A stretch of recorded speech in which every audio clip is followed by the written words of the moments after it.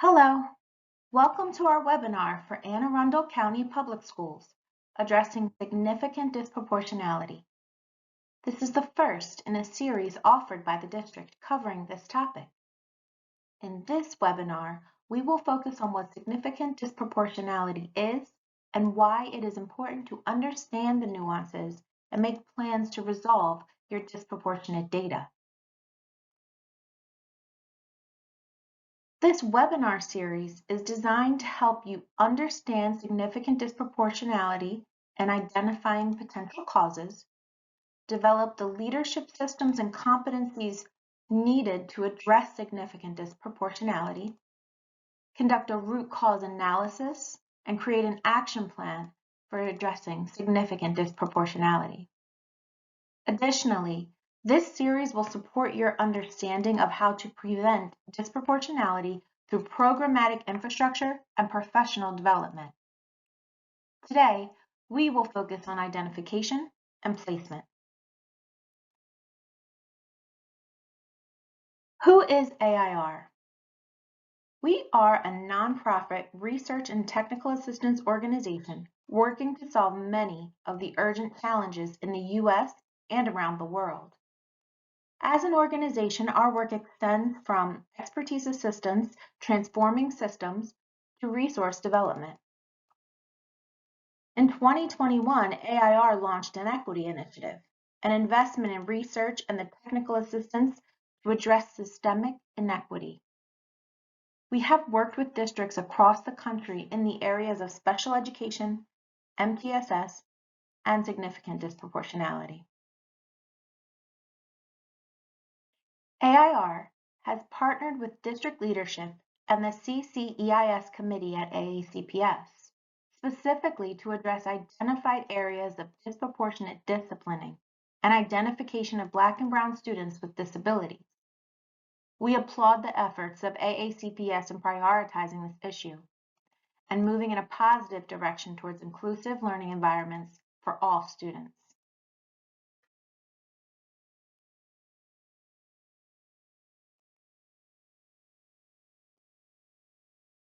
Let's take a look at our approach to this partnership with AACPS. Step 1 of this process involves partnering with district leadership and participating in CCEIS meetings. During Step 2, we work to define the problem and understand the root cause. This involved collecting data and completing an analysis to identify areas contributing to disproportionate identification and discipline of Black and Brown students with disabilities. In Step 3 of our partnership, we work to create an action plan and prepare for implementation of the plan within the district. This involved creating comprehensive communication plans and developing professional development opportunities. Finally, in Step 4, we work to refine this process and measure the impact, proposing adjustments where needed and making further recommendations.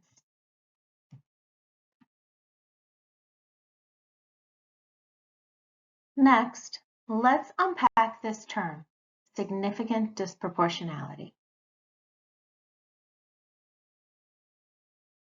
What is your understanding of the term significant disproportionality? Please take a few brief moments to record your thoughts in your handout.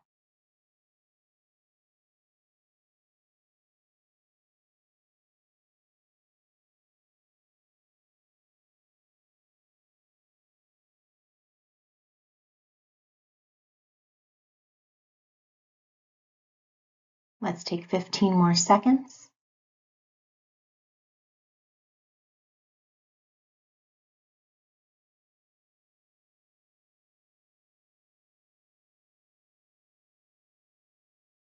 Thank you for engaging in that.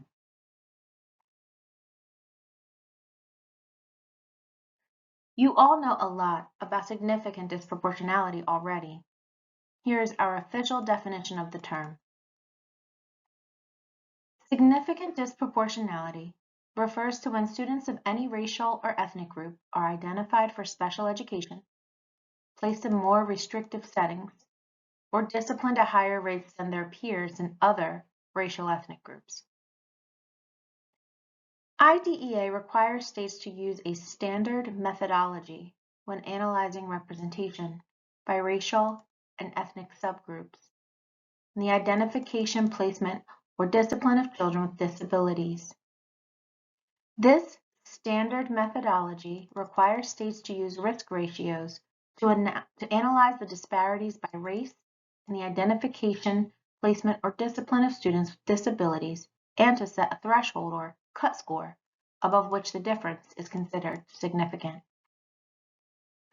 Although the regulations of IDEA identify significant disproportionality based on overrepresentation, it is recognized that overrepresentation may in fact be due to the under-identification of other racial or ethnic groups.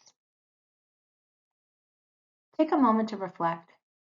How is this the same or different from your definition?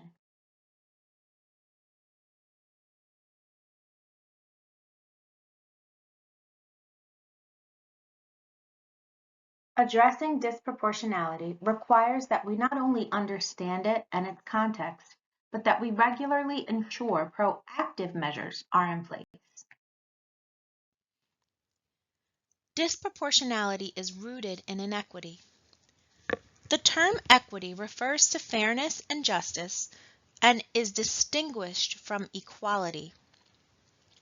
Whereas equality means providing the same to all, equity means recognizing that we do not all start from the same place and must acknowledge and adjust for the imbalances. The process is ongoing, requiring us to identify and overcome intentional and unintentional barriers arising from bias or systemic structures. Let's take a look at the photo. At the top, we have a representation of inequality. This photo represents inequality as the tree is sort of leaning towards the left, making it potentially easier for the child on the left to get an apple. Additionally, we notice on the tree there are more apples on the left than the right. The next picture we see represents equality, as both children are offered the same ladder to reach their apples. Ultimately, though, this provides insufficient for the child on the right and maybe overly compensates for the child on the left. Finally, we have a representation of equity in the third picture. The child on the right has a slightly larger ladder because that's what they need to access the apples.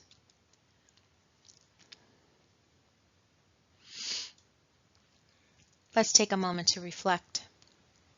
Recording your participant guide, a practice in your LEA or district that could be considered more equal than equitable, even with the best intentions. How could that practice be improved to provide equitable access for students? You have 30 seconds.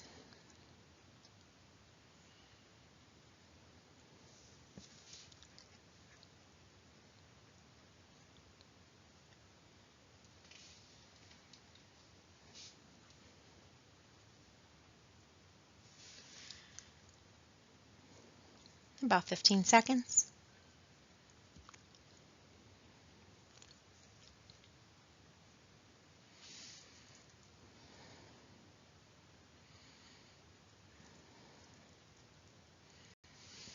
Thank you for engaging in that activity.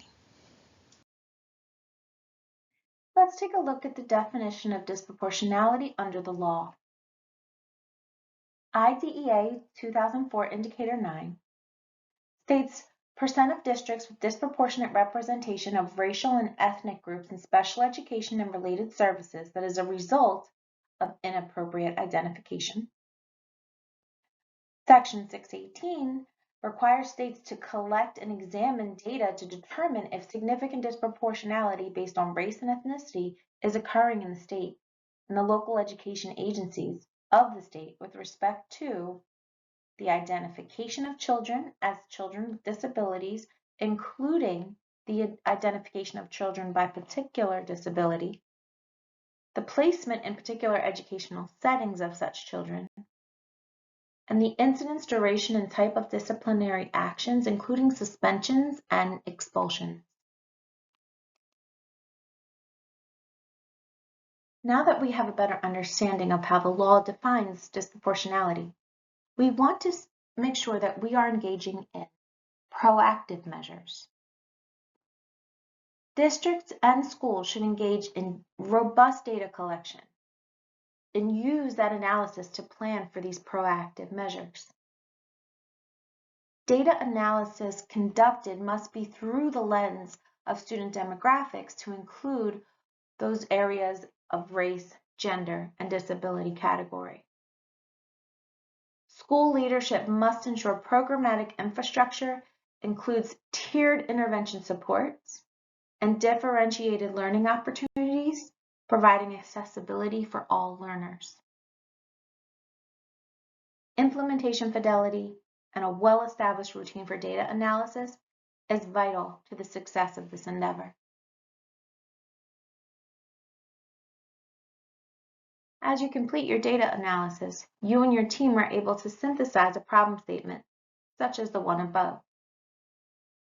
You are able to say that in a given LEA, which students are how many times likely than their peers to be considered disabled, to be disciplined at a higher rate, or to be placed in more restrictive settings.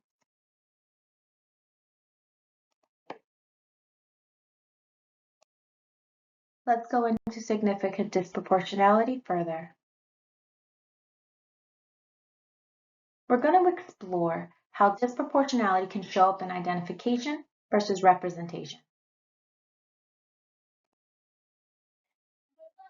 Let's look at disproportionality in identification.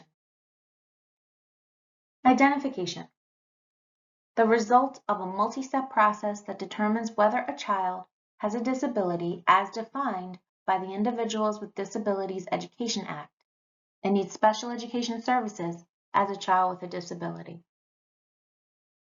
Over-identification, the inappropriate identification of a child who does not actually have the identified disability and who does not need special education services as a child with a disability. The term also can be applied to a group of children. Under-identification, the failure to appropriately identify a child who has a disability and needs special education services as a child with a disability. The term also can be applied to a group of children.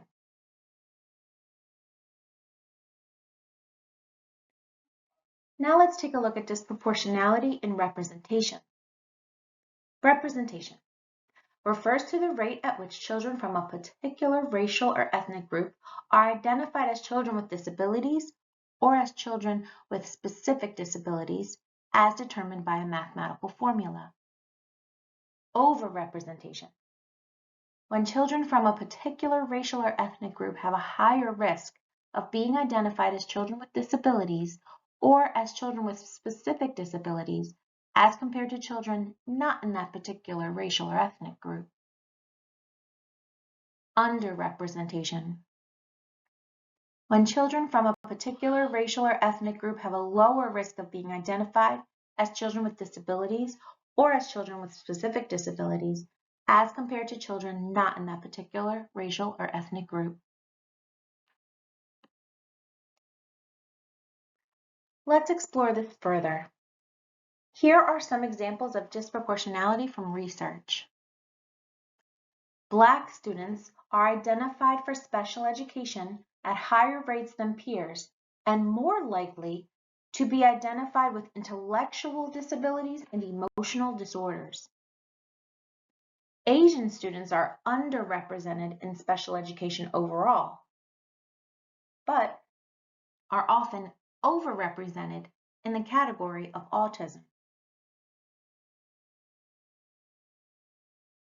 Let's review the issues and challenges that can lead a district or LEA to disproportionality in identification.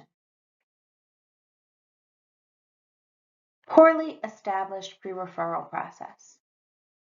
Potentially, there are point persons responsible for overusing the process. Your child's study teams are not doing the best at evaluating progress of students. Potentially, you have a lack of implementation fidelity on your tiered intervention program. There's not enough data collection and analysis. There's inconsistent implementation of the interventions themselves. Finally, practices that do not account for the cultural and linguistic differences of your student population. Lack of systems to support your emergent bilingual learners. Lack of culturally responsive instruction. And poor family and community engagement opportunities.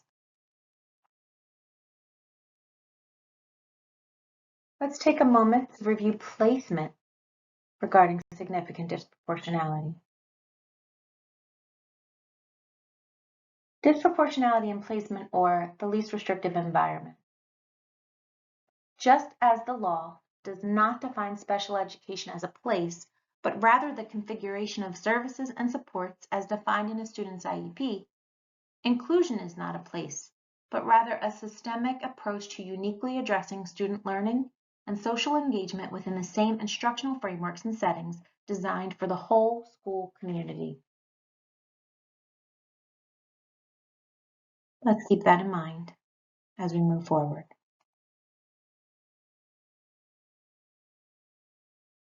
Least restrictive environment. Students with disabilities should be educated in general education classrooms to the maximum extent that is appropriate. Districts are charged with providing a continuum of services for students with disabilities to meet their individual needs within these settings. Disproportionality in placement occurs when students receive special education services in more restrictive settings at a higher rate than their peers with disabilities from other races and ethnicities. Let's look at some data. Black boys transfer to alternative schools at higher rates for disciplinary reasons. Black and Hispanic boys attended alternative schools in greater proportion than they attended public schools. Black boys accounted for 8% of regular public high school students, but account for 16% of alternative school students.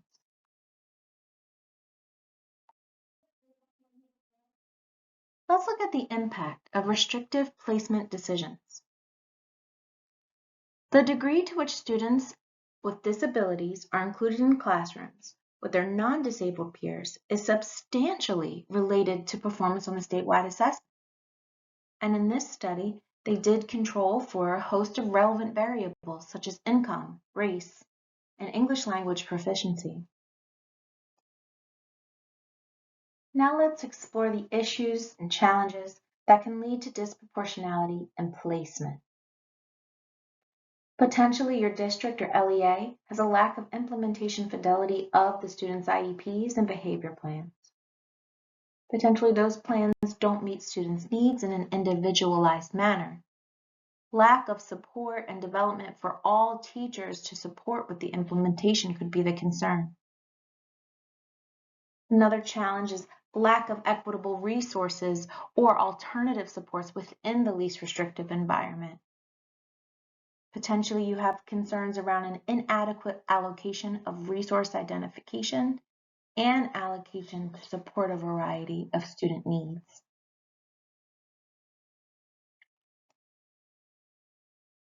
Finally, let's explore discipline related to significant disproportionality. Disproportionality in discipline. When students in one racial or ethnic group are subjected to disciplinary actions at higher rates than their peers. This can look like in-school suspension, out-of-school suspension, alternative placements, expulsion, school-related arrests, referrals to outside law enforcement, and longer suspensions for similar infractions.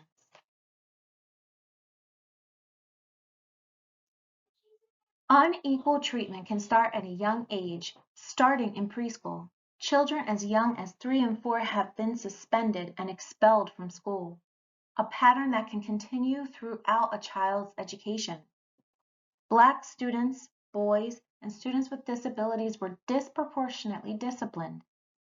These disparities were widespread, and persisted regardless of the type of disciplinary action, level of school poverty, or type of public school attended. Let's review the impact of this disproportionate discipline. Students who are suspended or expelled are more likely to repeat a grade, less likely to graduate, and more likely to become involved in the juvenile justice system. Students with disabilities, and in particular students of color with disabilities, are disciplined at higher rates than their non-disabled peers. Let's review the issues or challenges that are causing the disproportionality in discipline. Potentially, there is a lack of disability awareness, lack of systems to support students with significant behavioral needs, lack of implementation fidelity of behavior plans. Potentially, those plans don't meet the student's needs in an individualized manner. Lack of support and development for teachers to support with implementation. Potentially, in your district, there's a lack of differentiation in the discipline continuum for students with disabilities. The students with behavioral challenges are held accountable to the same expectations as those without behavioral disabilities. Let's review some common myths and misconceptions that you may hear in your district or LEA. Our data will not change because our students just have behaviors. There's nothing more we can do. Consider whether this is a myth or a misconception. In fact, it is a misconception. Yes, all our students come with behaviors, and those behaviors indicate needs and growth areas. There's absolutely everything that we can do through mitigation efforts and intervention to teach them those missing skills.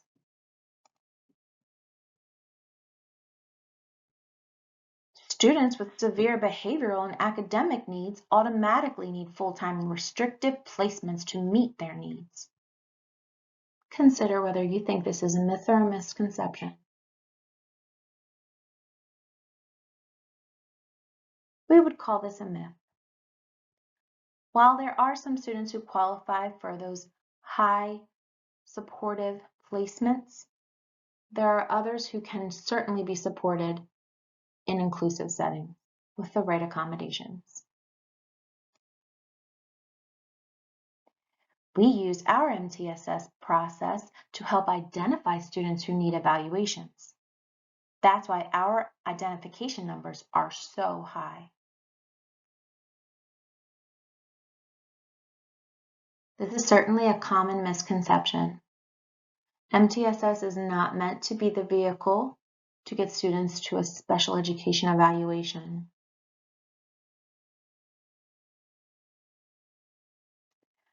Students with behavioral disabilities require more punitive consequences to support increase in preferred behaviors, regardless of disability. This is quite a popular myth. We do understand from research that students' behaviors change with positive reinforcement. Our teachers have already been through Equity PD. We don't have those concerns here. This is another common misconception. We understand the work of equity and professional development to be ongoing.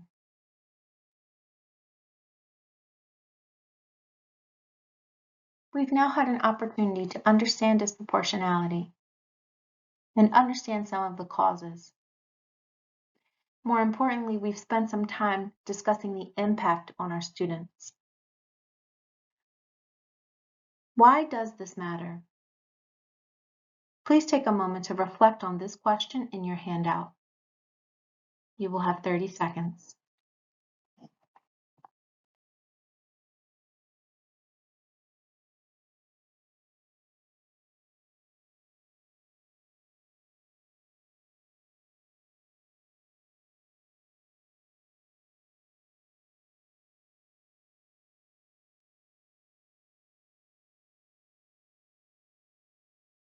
About 10 seconds left.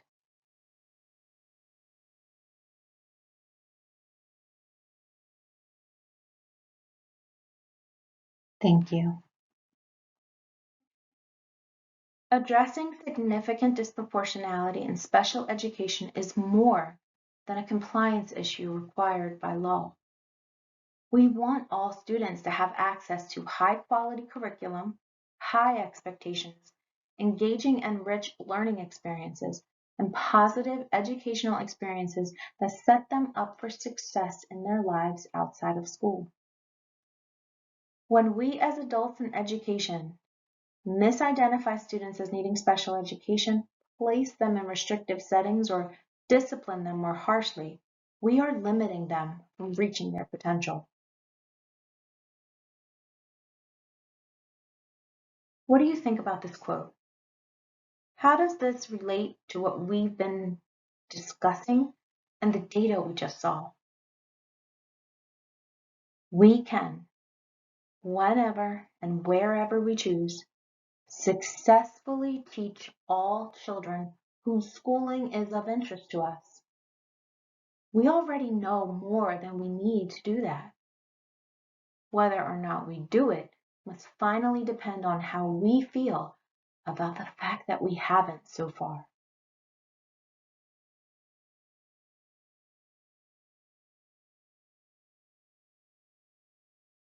As we examine the variety of factors that contribute to disproportionality, it is important to approach this work with a mindset that there is not one overriding cause to pinpoint. This is the case with complex problems. If there were one standard cause, the solution would be easy to remedy. Often, it is a confluence of factors. Approaching these kinds of complex problems requires a mindset of curiosity, a willingness to dig deeper, question our assumptions, and not settle for quick fixes that do not address systemic causes. Keep this in mind as we go through this section. As we mentioned on the slide before, there is not one single factor that contributes to disproportionality. Each district is unique, and each LEA within is unique. However, we can capture some common trends. Let's review these together. Reflect on whether or not these factors feel relevant to your school or district. Lack of or inconsistent application of tiered intervention systems, inclusive practices, and culturally relevant teaching. Lack of access to scientifically based instruction. Economic, cultural, or linguistic barriers to appropriate identification or placement. Inappropriate use of disciplinary removals. Lack of access to appropriate diagnostic screenings.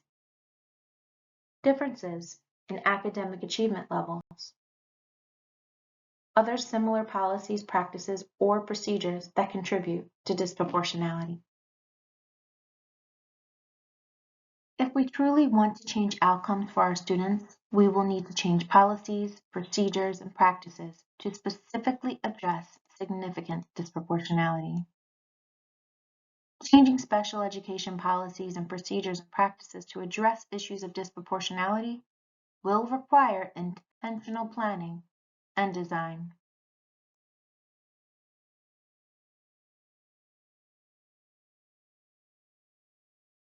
Today is the first in a series of 4 workshops designed to help you and your team address significant disproportionality. Workshops 2 through 4 will be held in March and April.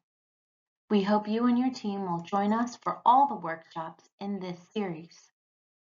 Each session is designed to build knowledge and skills that will continue with an action planning session to set you up for success. Participants will also be presented with strategies for more proactive measures to prevent significant disproportionality when we cover the initiatives, professional development, and necessary programming. Slides and materials from today's session and all future sessions will be available in Moodle. We also invite you to join us in the community of practice that is specifically designed for LEAs designated as SD1 and SD2.